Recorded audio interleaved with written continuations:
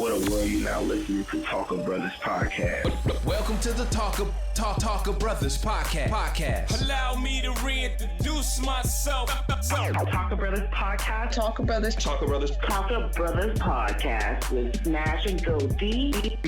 Go D and Smash, you guys doing your thing. The mic is contacted, I attract clientele. My brother. Go D and Smash, Talka Brothas. That's poppin'. We ain't worried about nothing. Y'all are now listening to Talka Brothas podcast. What's happening, everybody? It's your boy Go D. And it's your boy Smash coming at you. I want to welcome you guys to another episode of Talka Brothas podcast.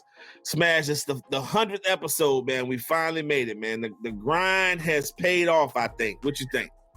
Oh, yes, sir. That's what I was going to say. It ain't just another episode. It's the 100th episode. It's the centennial.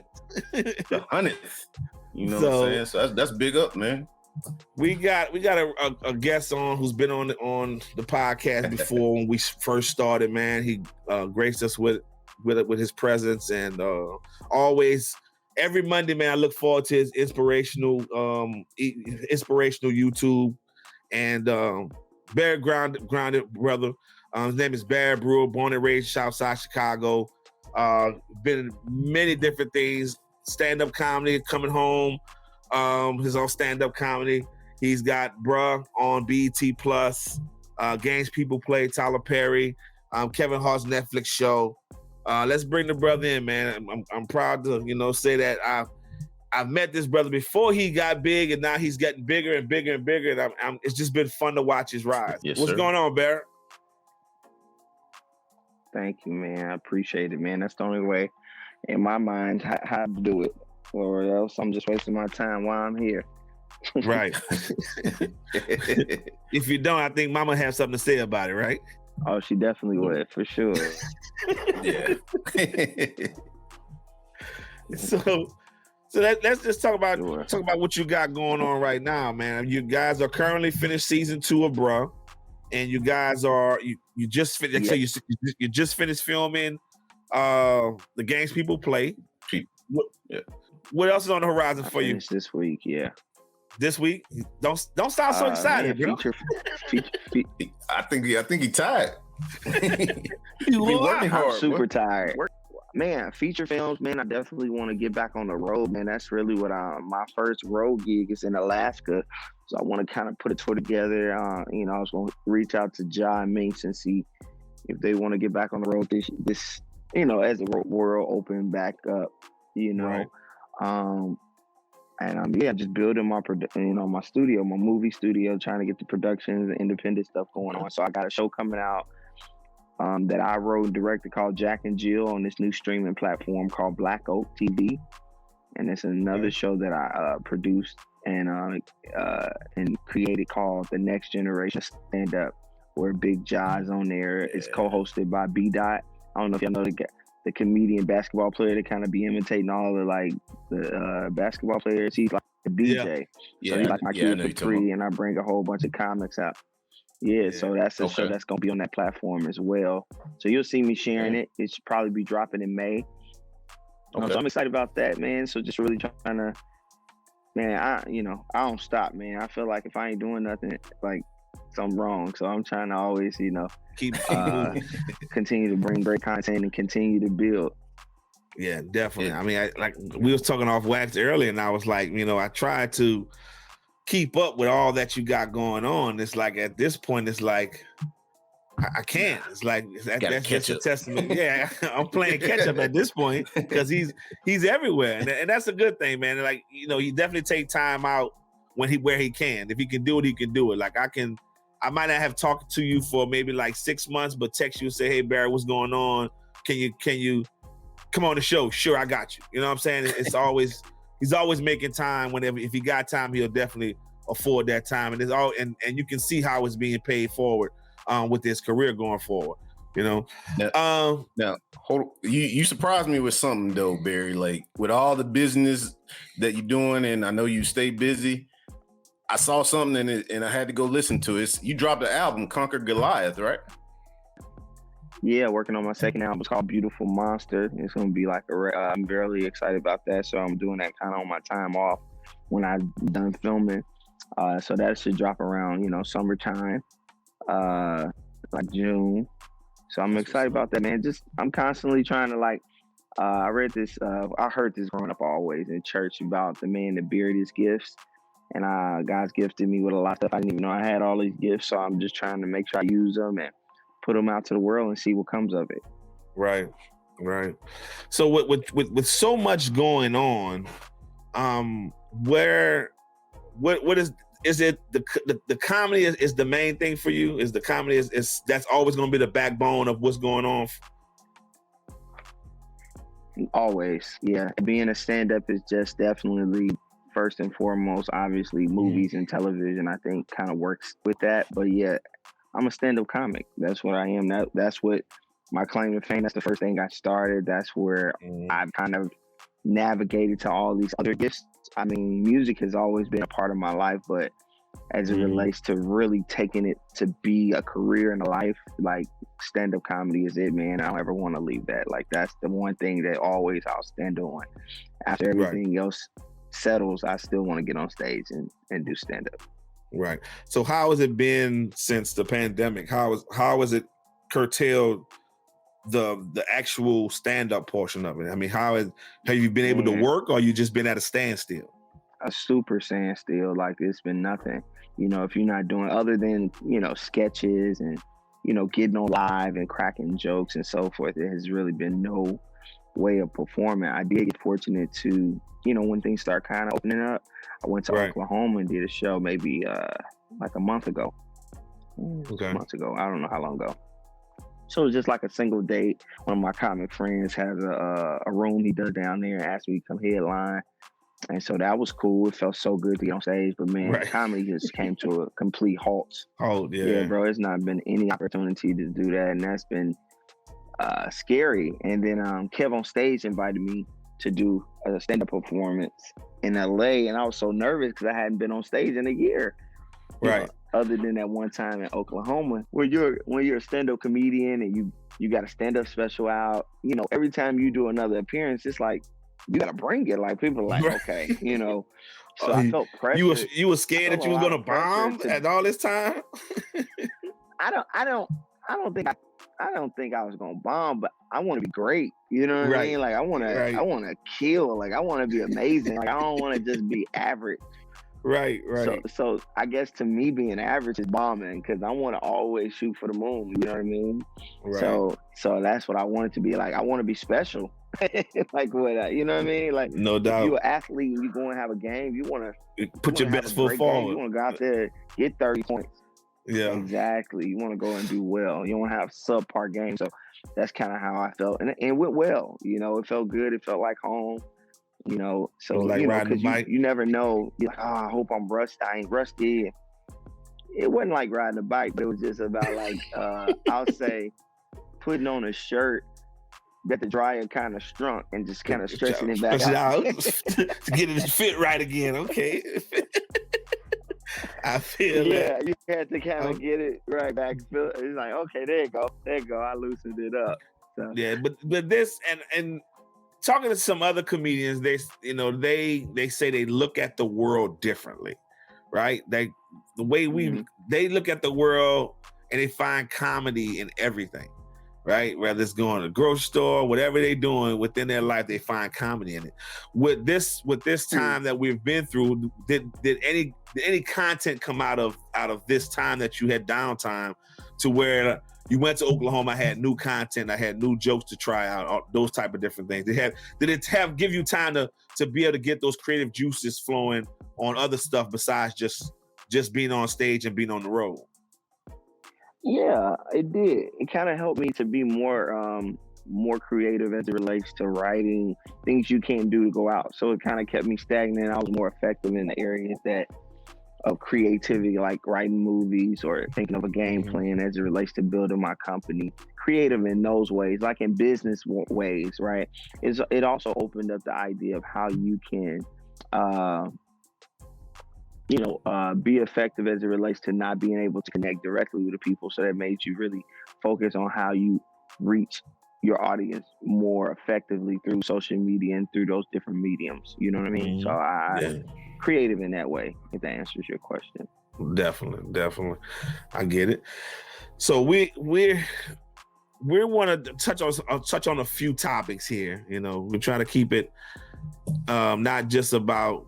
I mean, we definitely want people to go back and listen to other episodes. We definitely want you to listen. We went more in depth into who Barry Brewer was. This time around, you know, we touched on it a little bit, but I definitely want to just be like some bruh sitting around, just having a conversation, just talking. So I want to throw some topics out there, get your opinion on them, and see where that goes.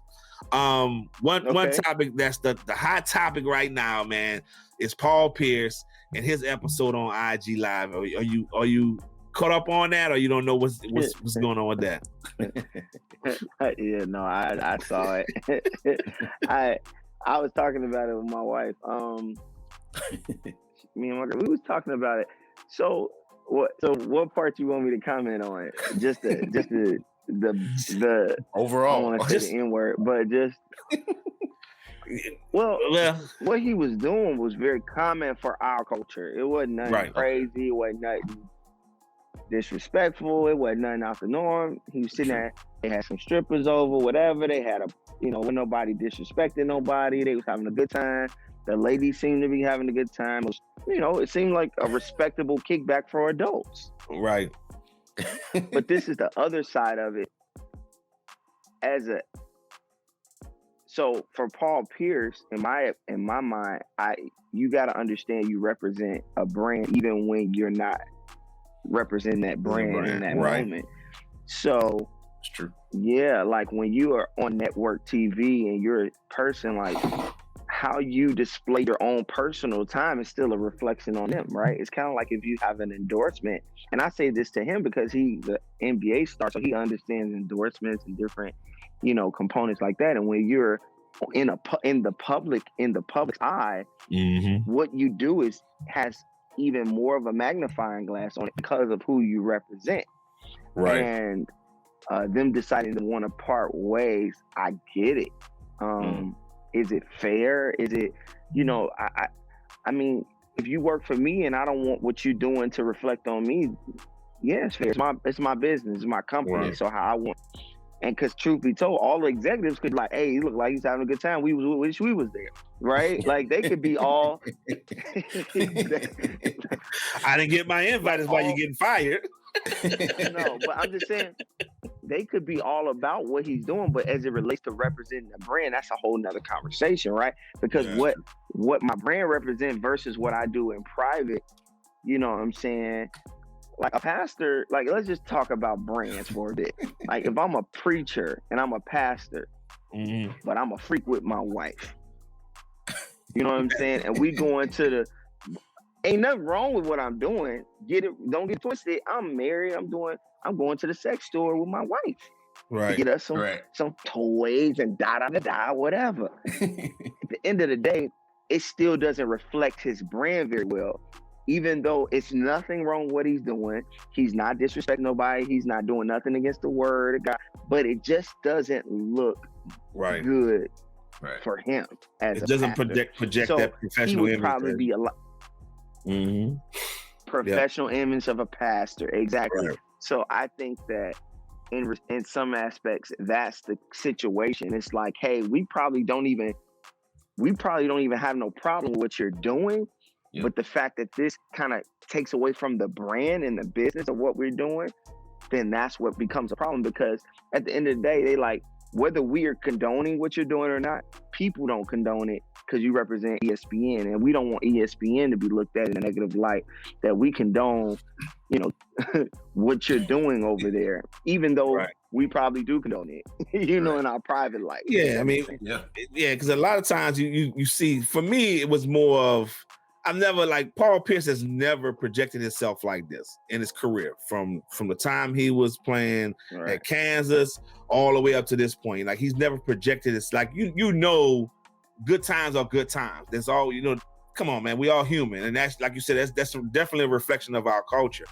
To me, it just seems like it was like he wanted it out. Like it was just a reason for him to get out of whatever that situation was. You know what I'm saying? It was like more of, Like you think he did that on purpose? To me, it seemed like he did it on purpose, man. Because then he doubled back and he was like, "I'm gonna be okay. I'm gonna be good." You know. That's just somebody got their feelings hurt and they trying to act like it's cool. No, he didn't do that on purpose. He was just. I just don't think he thought it would be blown up as that. I thought he just felt. I think he seemed like he was a little tipsy. He was just on live chilling. Like I don't think it was in purpose at all. I think he was just. He felt like he was doing nothing wrong. I think that's his feeling. I felt like he was sitting there playing poker. It was an event. Right. I think that if the girls wasn't in the bikini shaking their booty, I don't think it was nothing wrong with the video. You know what I'm saying? I don't think they would have fired him or did anything. Right. I don't think it wasn't nothing wrong. So I don't really think he thought he was doing nothing wrong. I don't think he would jeopardize his job for that. Like if I want to quit, I'll just quit respectfully. I wouldn't have no backlash. And right. That's true. That messes up my opportunities moving forward if I want to, do commentation for another network. So you think it was? I think he just didn't think nothing wrong. Do you think it was more of the strippers or the marijuana use? Both. Combination of both. Yeah, I think it was both. Was he smoking? Yeah. In marijuana legal in California? I don't think he was in California. I think it was both. No, he wasn't in California. Both, but I really think it was more the strippers than it was the weed, in my opinion, because. Like you said, if it's legal and I'm smoking, like I don't see that. I think it's both for sure. Yes. I don't think it was one versus the other, but I think if I had to pick one versus the other, I think it's the girls. It's the girls. It's the look of it. It's the image of it all. How everything kind of looked. Yeah. It was the imagery of it all. Because if you just sitting there smoking, laughing, have a good time at a thing, you don't know what he's smoking unless he tells you. Right. So they don't know what he's smoking. He at the poker table. He's amongst people. So I don't think that would have been taken as well. But you smoking and you got the girls with their booties out shaking. I think that the imagery was more so. Yeah. Because that's what it looked like. It's like, what you got going on? If it wasn't no girls there and you just sitting there with the guy smoking, who's to say what it is? Can't nobody, who's to say what you smoking? Yeah. Right. More of the I guess the situation got the best of him, just being in that let's go live and just with him being inebriated, it was just like, you know what? I just made a false move and kind of like you said, go Diaz out of his character too. Like had it been Randy Moss, they might would have let it pass. But being Paul Pierce, he never showed anything like that, and the image it portrayed, it just wasn't good for the brand. To them, to them. If you a black person, you can look at Paul Pierce and see he kicked it like that. All the time. He kicked it. I don't want to say he an N-word, but he is like a real one, you know what I'm saying? Like he kick it like that for sure. That's his comfort zone. I don't, and I don't think nothing wrong with it. That's how you enjoy your life. He ain't hurt nobody, you know what I'm saying? But I just think that when you're working in corporate America and you're working with people who don't share your skin color or your likelihood of how you kick it and have fun, I think even the Kevin Durant thing is a very similar case to my point as it relates to understanding how we move. Like when he was talking about dude, whether he went his wife, it was really all talking about him.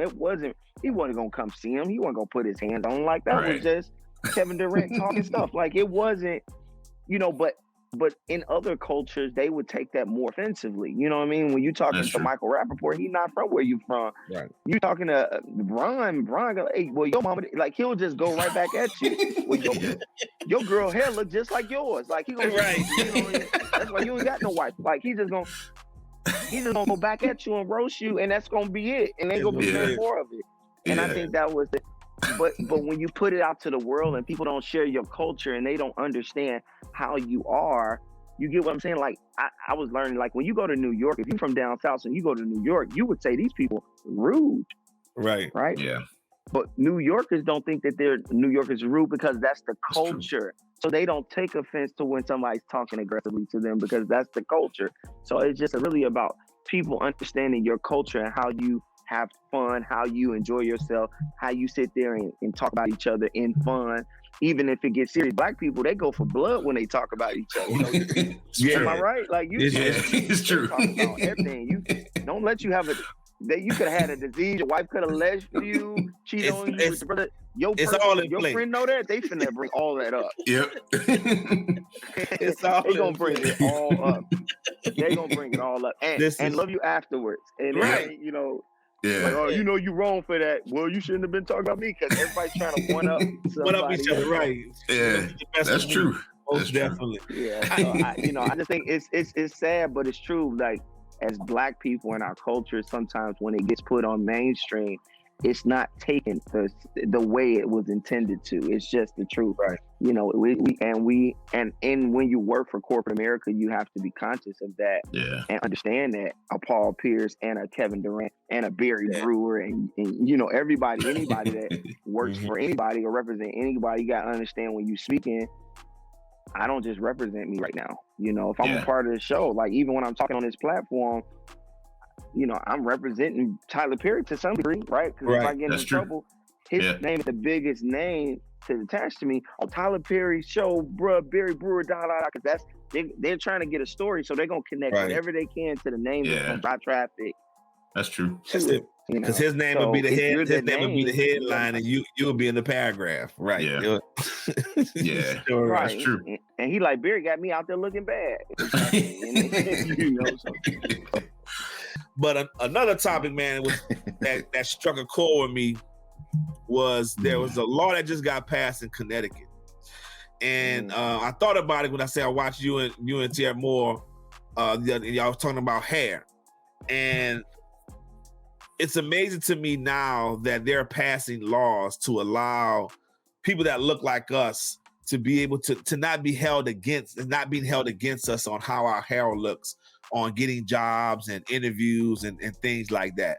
Does that surprise you, or you think it's just par for the course? We should be past it.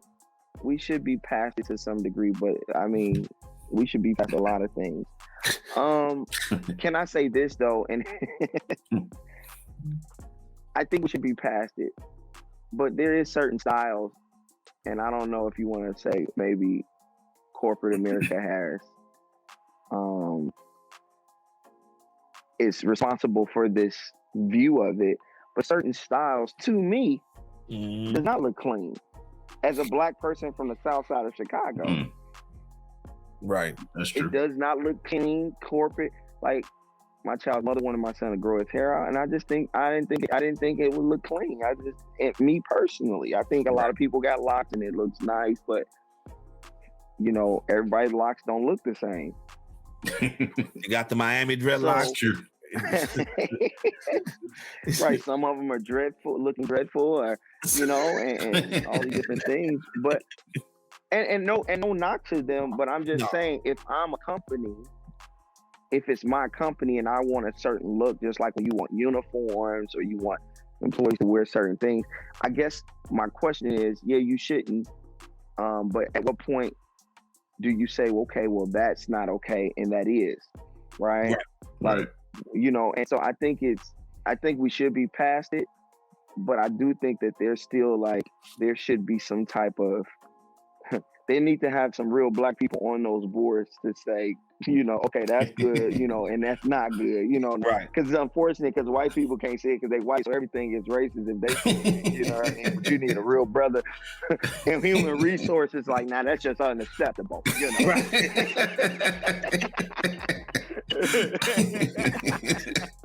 So nobody don't gotta have no racist issues.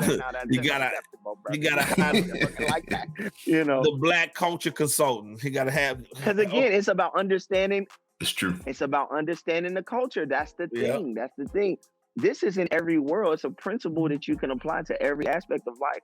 When you don't understand the culture, it's hard to judge fairly, right? Right. Some of the white, and I'll be putting different scenarios in play, but you know, if you're a corporate America and you don't understand the culture, and a person comes with a style, you know, I've heard a joke about a black lady working at a corporate America and his white boss didn't even know she was the same person, because black women can have their hair looking, they have short hair today, and then they have like long hair tomorrow, luxurious hair the next day. Yeah. And the white boss was like so confused. He's like, "Oh my God, it's like a magic trick!" Like he was telling me, and she thought it was insensitive and all of this, but the truth of the matter is, like, he don't know. Right.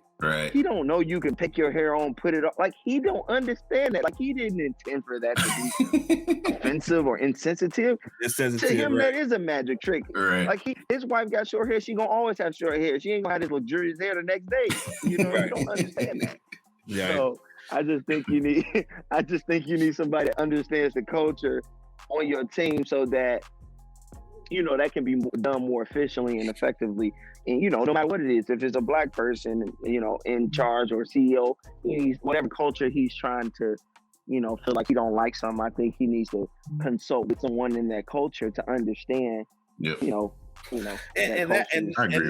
that's a style of clothes. And that's a big thing. I think a lot of them don't, for me, I think a lot of them, it's come to the fact that I don't think they hear what's going on around us as far as us as a people, but I don't think they listen to us as a people. You know what I'm saying? I was watching TV yesterday, watching I can't remember the name of the show, but the guy was trying to eradicate racism, right? Within the hospital. And he went to the black nurse, and she was talking to her about it. Can you help me? Can you help me? Can you help me? And she was like, no, I can't help you. First of all, you got to stop. You hear, but you got to stop and listen and understand what our cultural differences are, and understand where we coming from as a people, and how because you do some things that we think is offensive. By you not taking baths with towels, with a bathing towel, you were just using soap. We think that's nasty, but for your culture, that's normal. You know what I'm saying? So we have our differences. we have our differences, but hilarious. If you listen to us, you might learn a thing or two, right? Okay, so SNL did a skit about the vaccine, right? And it was basically saying why black folk won't take the vaccine. It was hilarious, but then the sensitivity police came out, and they thought it was insensitive for them to do that type of skit. And it came from not only us, but it came from the black community as well, that they thought it was insensitive for them to talk about this. And as a comedian, and I definitely want to ask you that question, because as a comedian, where do you draw the line? Where do you draw the line on funny? Nowadays, everybody's sensitive. And I do draw the line, but yeah, it's getting to a point, bro. Like, you can't say nothing, and it's unfortunate, because what's always been funny in the history of life is been pain and struggle and issues. When you look at all the great comedians of all time, some of the things you loved about them was the negative things that went on in the world. When you think about Richard, and you think about Red Fox, and you think about George Carlin, and you think about anybody, it was the realness of life. It was the political, it was the racism, it was homosexuality, it was marriage, it was children trying to be a parent. It was all of these things that exist in the world, subjects that they wanted to talk about, and how their experience was in these things, different aspects of what's happening in life, and meeting different type of people of other cultures and things like this.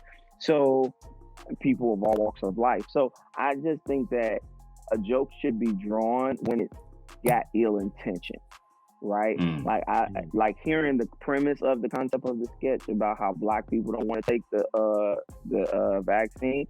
I don't think it's insensitive, because I hope they put something with Tuskegee Airmen in it. Like, yeah, last time y'all gave us a shot, this might happen.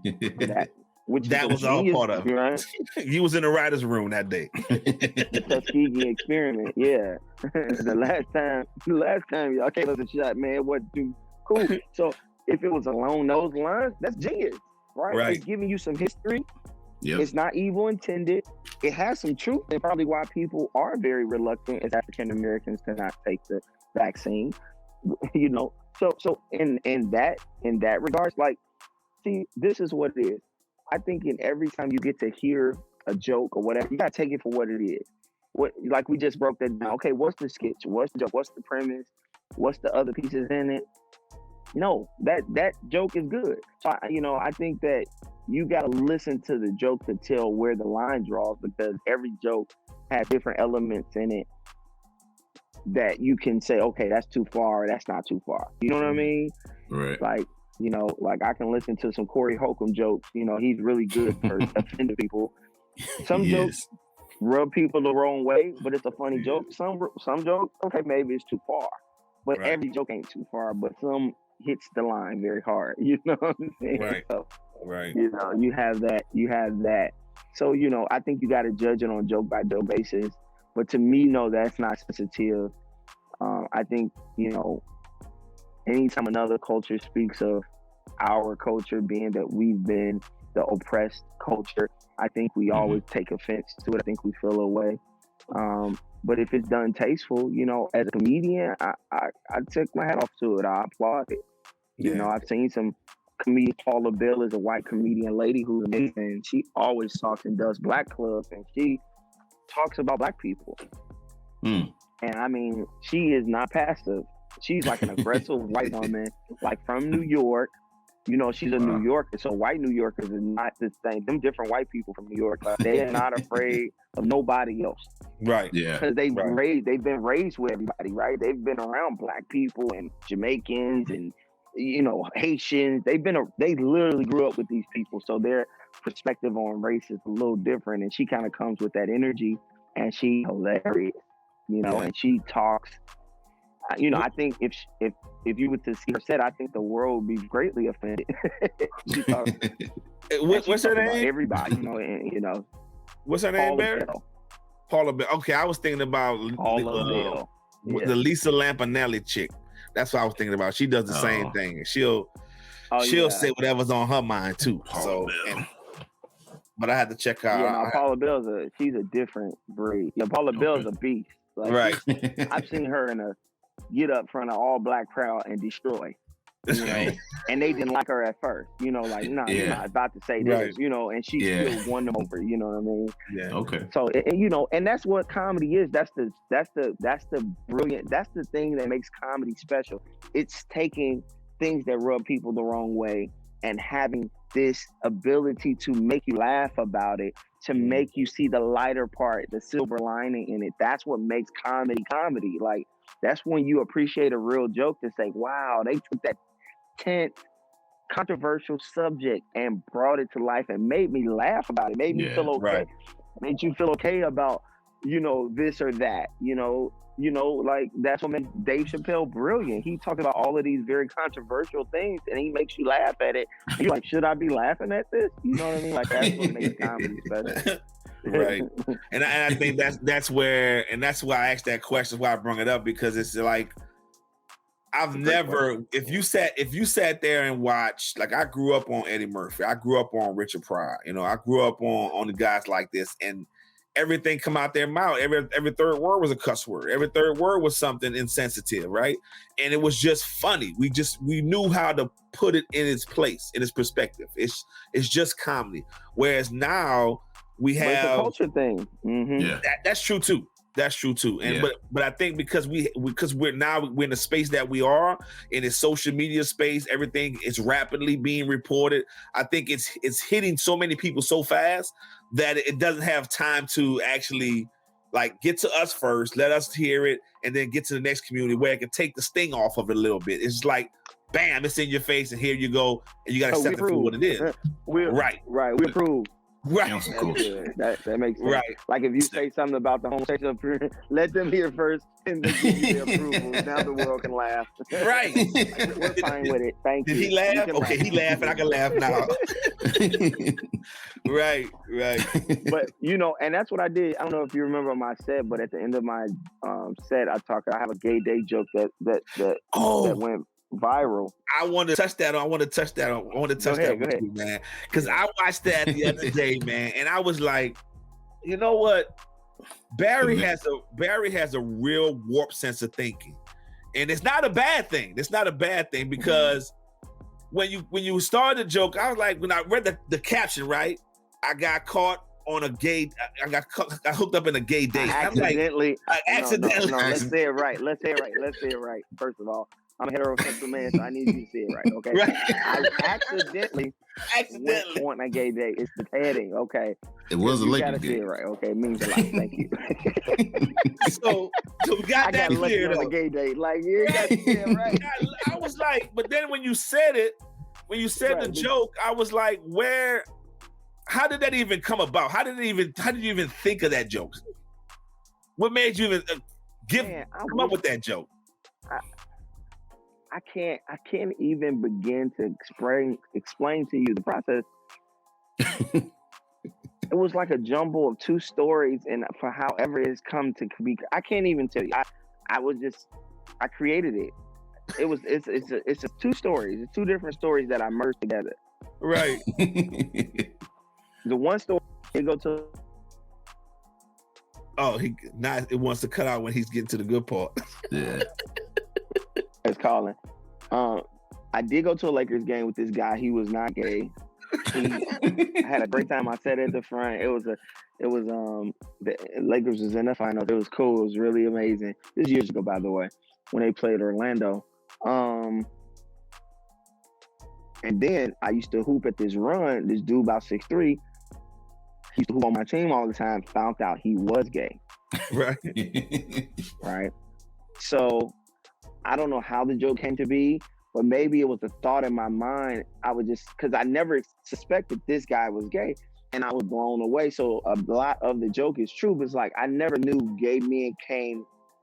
Like when I say normal, is not to be offensive, but like acting like me and you, very masculine. Yeah, right. They didn't have the female tendencies. Flamboyant and right. a little feminine, but that's not true. Gay men come all type of ways. They act like every other man, right? Sometimes. It's true. So you really don't know what their preference is unless they share it. So I guess somehow in my mind, I'm like, what if that was him, right? And I'm guessing as I'm on stage, the joke just came out. Like the story just created a story. It's like writing a script. It just unfolded. Perfect. And as I continued to tell the story, it just came to be. So I can, I just told the story that actually happened and merged the other story. I thought the guy who I used to pick up who was killing at the gym was gay. And then I was like, hey, that's the guy that took me to the Lakers game. Like, what if I found out he was the guy and he was trying to take me out? Because I guess as I think about it, I'm like, you really, as a straight man, you really wouldn't know. Especially when you see him in that competitive space. He dunking. And this is stereotype. You don't think that a gay dude would dunk on you. You don't get it. You don't think he's a hooper. This is your ignorance. Yeah. And so I thought that sharing my ignorance would be funny and not offensive because I'm saying I'm ignorant. I'm saying I didn't know. I'm saying that I was uninformed and unaware. And this is my journey. So now that then makes somebody more aware. This is the thing, back to the subjects and topics being offensive, to really take time to process it. And then I told the joke to people who were gay. My girlfriend had a best friend who was gay, and I told him the joke. The other guy, I said, could you ask? He let me tell the joke to his friends. And they were laughing. They thought it was so funny. It was hilarious. So funny. It is. Like you just said, once I saw they were laughing and they didn't feel no way about it, then I felt like I had the green light. I'm like, okay, the joke is funny. It's not offensive. Add in. and it also don't put me in a light where it makes me, because straight men can feel like homophobic sometimes when they share certain experiences. Like I got a piece of joke. I don't know if you saw my thing, but I say a joke like, when you're homophobic, people homophobic act like, oh, you don't even want a gay dude to talk to you until you find out a gay dude don't like you and you ain't his type. You ain't gotta be gay, but you do want to know what's wrong with you. You're like, why am I attracted? Like, why you don't like me? Why you don't like me? Yeah. I remember like that. to sit there and process that. I'm like, that's genius. Like that's so funny, right?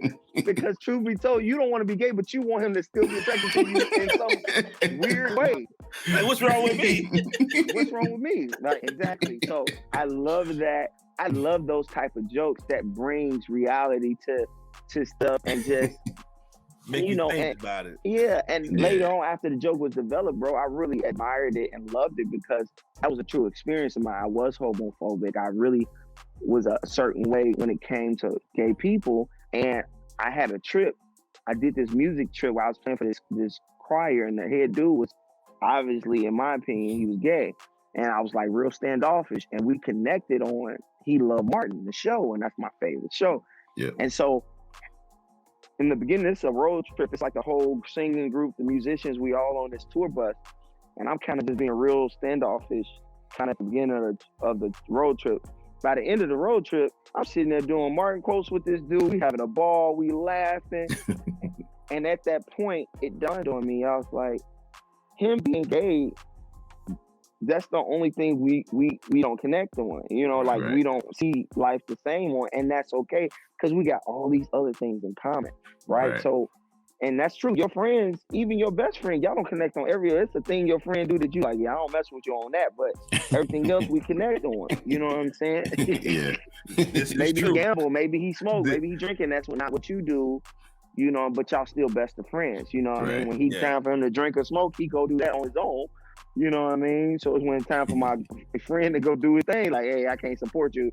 I mean, I support you, but like from a distance, I ain't over there. But you know, you still my boy. So anyway, I'm being funny, but you know, I think that joke kind of made heterosexual men a little more open, a little more understanding that people are people, and despite their preference and so forth and so on, they're human just like you. They're not different, you know. So it helped me. So it was a real story. It was a real reality check for myself. So I'm grateful that other people, you know, kind of have kind of makes them laugh and see that, you know. That was funny, man. He's like, oh my God, I was on a gay date. That's the funniest thing. And so you know what's funny? I didn't get to do that on my special because that was me developing the joke.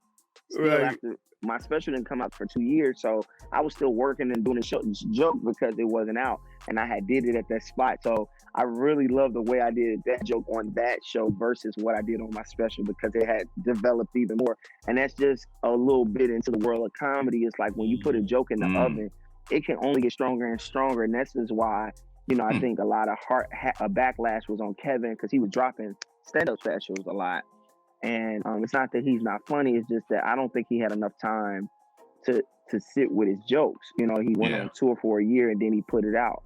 And I just think that it's not that he's not funny, it's just some of the jokes that he was putting out didn't get the chance to sit in the oven as long because he had a great demand for his stand-up. You know, Netflix like, hey, we want it now, you know, so he had to give people something new and fresh too. I don't know. Leaves $80 million on the table. No, we're not. I'm gonna get that writers room. I'm gonna get everybody in that writers room. We're gonna come up with something for this $80 million, no doubt. I don't know, the Incredible Hulk joke that you say on the stand-up special, that is still my favorite of all time, man. Man, thank you. That's one of my favorites. Listen, I almost lost my job laughing at that joke so hard, man, because that was a real punchline. You know what I'm saying? It was like that came out of left bar in a rap song. That was the little person turns into the Incredible Hulk. Yes. Yeah. And it's something a kid would think about, like, oh, that's probably his magic. That's his power, you know. Smash. Any closing words, my brother? Yeah, man. Just want to thank Barry again for coming out. I like the brother because he stayed humble and, like you said, he doing big things and he still found time to come, you know, come back and talk to us, man. So I appreciate that about the brother, man. And I'm happy for this 100, baby. This 100. No doubt. So, guys, make sure that you like. Make sure that you share. Make sure that you rate 5 stars. Make sure that you join the Facebook group.